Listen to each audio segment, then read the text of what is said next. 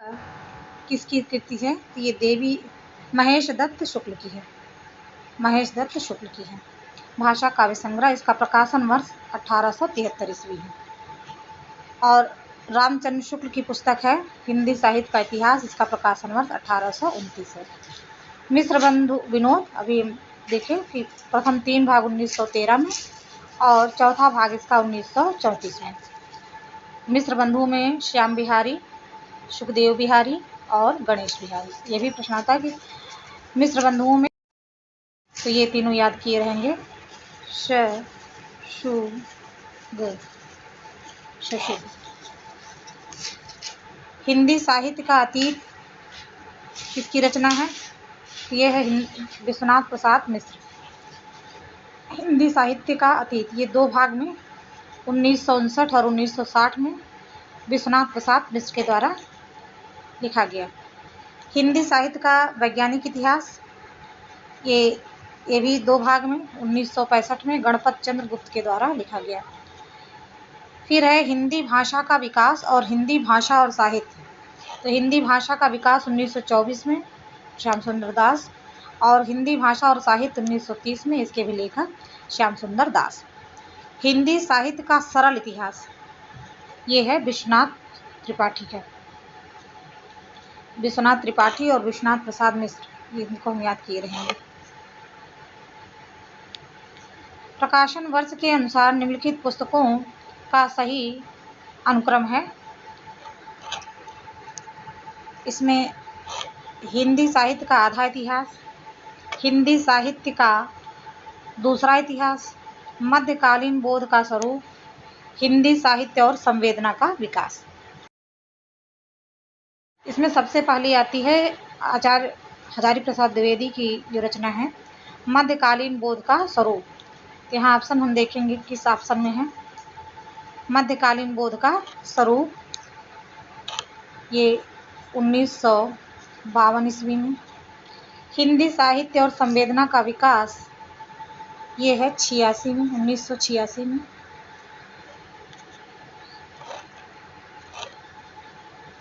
हिंदी साहित्य और संवेदना का विकास ये है 1986 में। और हिंदी साहित्य का दूसरा इतिहास और हिंदी साहित्य का आधा इतिहास ये है 2003 में। 2003 में।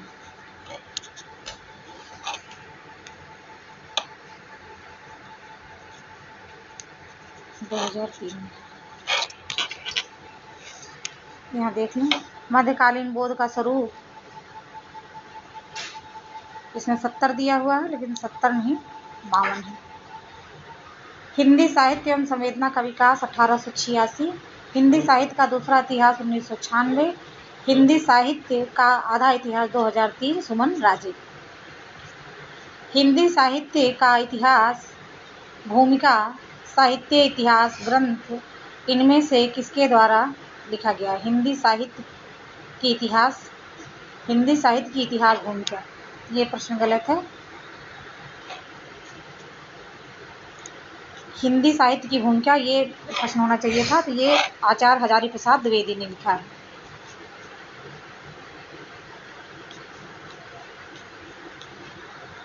किस लेखक के इतिहास ग्रंथ में सर्वप्रथम हिंदी साहित्य का काल विभाजन मिलता है? तो सर्वप्रथम काल विभाजन किया था जॉर्ज ग्रियर्सन ने अपनी पुस्तक में। उनकी जो पुस्तक थी इतिहास की वो थी Hindi vernacular, the modern vernacular literature of Hindustan. काल विभाजन के अंतर्गत उन्होंने इसे कुल 11 खंडों में बांटा था, जिसमें चारण काल, 15वीं शती का धार्मिक पुनर्जागरण, जयसी की प्रेम कविता, ब्रज का कृष्ण संप्रदाय, मुगल दरबार, तुलसीदास, रीत काव्य, तुलसीदास के अन्य परिवर्ती कवि, 18वीं शताब्दी और कंपनी के शासन में हिंदुस्तान।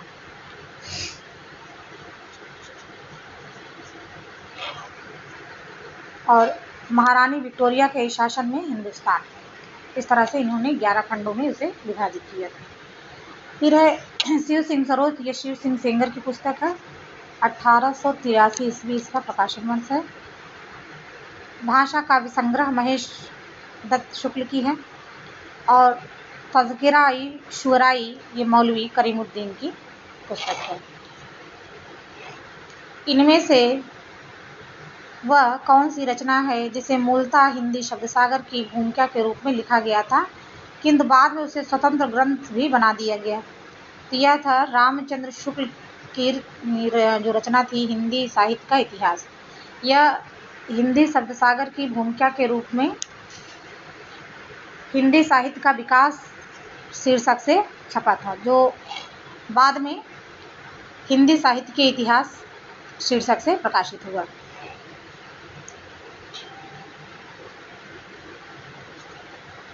हिंदी साहित्य के प्रथम काल को वीर काल किसने कहा था? तो यह कहा था विश्वनाथ प्रसाद मिश्र ने। और सिद्ध सामंत काल कहा था राहुल सांकृत्यायन ने। आचार्य रामचंद्र शुक्ल द्वारा हिंदी साहित्य का इतिहास प्रकाशन वर्ष पूछ रहा है। हिंदी साहित्य का प्रकाशन वर्ष इसमें पूछ रहा है 1929 ईस्वी। ये देखिए लिखा है कि शुक्ल जी का इतिहास मूलतः नागरी प्रचारणी सभा द्वारा प्रकाशित हिंदी शब्दसागर की भूमिका के रूप में हिंदी साहित्य का विकास नाम से प्रकाशित है। इसमें 1000 कवियों को सम्मिलित किया गया है। 1000 कवियों को सम्मिलित किया गया है। अमीर खुसरो का पूरा नाम था, अमीर खुसरो जो थे उनका पूरा नाम था अबुल हसन यमीनुद्दीन खुसरो। अबुल हसन यमीनुद्दीन खुसरो। इनके जो अन्य ग्रंथ हैं उन्हें देख लें। खालिक बारी, पहेलियाँ, मुकरियाँ, दो सुखने और गज़ल।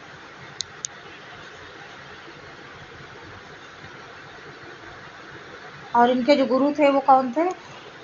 खुसरो के गुरु जो थे निजामुद्दीन औलिया थे।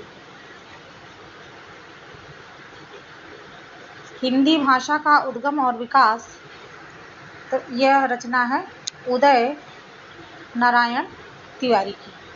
हिंदी भाषा का उद्गम और विकास। हिंदी साहित्य के इतिहास लेखन में काल विभाजन और नामकरण का प्रथम प्रयास किसने किया था? तो यह काल विभाजन जो था वो डॉक्टर ग्रियर्सन ने किया था, जॉर्ज ग्रियर्सन ने। इसमें 952 कवियों को उन्होंने रखा था।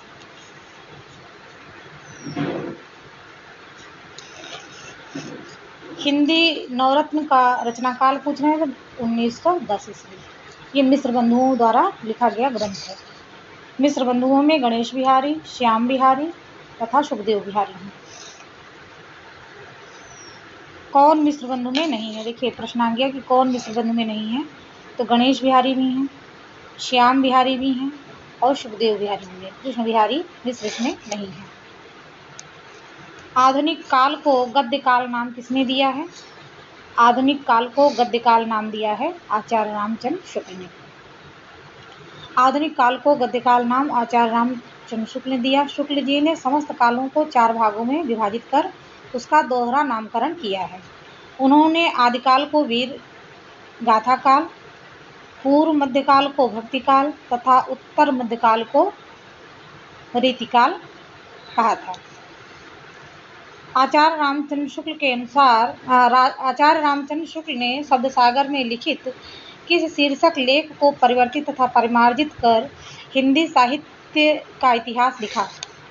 हिंदी शब्द सागर की भूमिका के रूप में हिंदी साहित्य का विकास लिखा गया था। हिंदी साहित्य का विकास, इसी को परिमार्जित करके उन्होंने 1929 में हिंदी साहित्य का इतिहास लिखा। हिंदी साहित्य के इतिहास लेखन की परंपरा में मिश्र बंधुओं ने किस ग्रंथ द्वारा अपना महत्वपूर्ण योगदान दिया था? मिश्र बंधुओं ने पूछा तो मिश्र बंधु विनोद। इसके 4 भाग हैं। प्रथम 3 भाग 1913 में और चौथा भाग 1934 ईस्वी में प्रकाशित हुआ था। साहित्य के इतिहास के संदर्भ में निम्नलिखित कथन किसका है? प्रत्येक देश का साहित्य वहाँ की जनता का चित्त वृत्ति का संचित प्रतिबिंब होता है। तब यह निश्चित है कि जनता की चित्तवृत्ति के परिवर्तन के साथ साथ साहित्य के स्वरूप में भी परिवर्तन होता चला जाता है। यह रामचंद्र शुक्ल ने कहा है अपने हिंदी साहित्य का इतिहास उनका ग्रंथ है, उसमें उन्होंने कहा है कि प्रत्येक देश का साहित्य वहाँ की जनता का चित्तवृत्ति का समुचित प्रतिबिंब होता है। हिंदी गद्य के उद्भव काल में संस्कृत निष्ठ हिंदी का पक्ष किसने लिया था? तो राजा लक्ष्मण सिंह ने और राजा शिव प्रसाद सितारे हिंद, इनकी भाषा जो थी वो हिंदी उर्दू मिश्रित थी। आचार्य रामचंद्र शुक्ल के अनुसार भक्ति काल का समय क्या है? ये है संवत 1375 से 1700।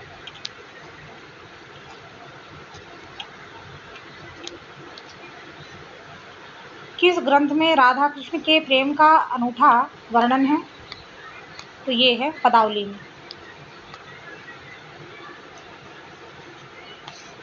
राधा कृष्ण के प्रेम का अनूठा वर्णन पदावली में है। यह किसकी रचना है? ये विद्यापति की रचना है, विद्यापति की। आचार्य रामचंद्र शुक्ल ने इन्हें पूर्णतः श्रृंगारिक काव्य माना है। निराला ने पदावली के श्रृंगारिक पदों की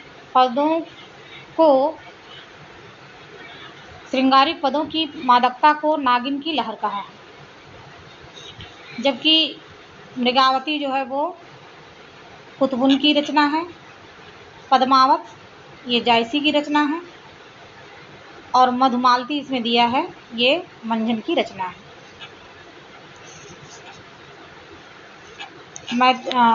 विद्यापति की पदावली जो है, पदावली के आधार पे इन्हें मैथिल कोकिल कहा गया था। ये भी इम्पोर्टेंट है। किस रचना के आधार पर विद्यापति को मैथिल कोकिल कहा गया था?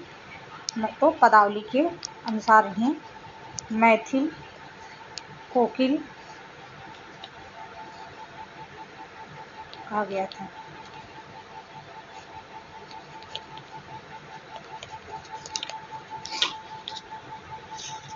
बीसल देव रासो की नायिका का नाम क्या है?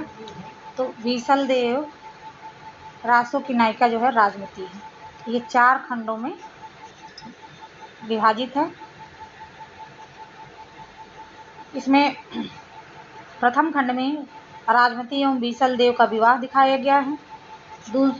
दूसरे खंड में बीसल देव का राजमती से रूठकर उड़ीसा प्रस्थान, तीसरे में राजमती का विरह वर्णन और चतुर्थ खंड में बीसल देव द्वारा राजमती को उसके पिता के घर से वापस लाने की कथा वर्णित की गई है। और किसकी रचना है बीसल देव रासो? तो नरपति नाल की रचना है।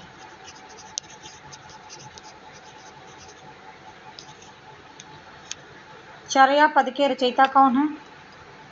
चर्या पद के रचयिता शबरपा हैं। चर्या पद के रचयिता शबरपा हैं। चर्या पद एक प्रकार का गीत है जो सामान्यतः अनुष्ठानों के समय गाया जाता है। चर्या पद संध्या भाषा के दृष्टकूट में लिखी गई है, जिनके दोहरे अर्थ होते हैं, जबकि दोहा को सरहपा द्वारा रचित ग्रंथ है। दोहा को सरहपा का ग्रंथ है। पी चित्तौड़ न आवों सावण पहली थी, जोवे बाट बिरहणी खिण खिण अणवे खी, संदेशो ऋण साहिबा पाछो फिरी न दे, पंछी घलिया पिंजरे छूटड़ रो संदे। ये खुमाण रासों की पंक्तियां हैं। खुमाण रासों की पंक्तियां हैं। खुमाण रासो दलपति विजय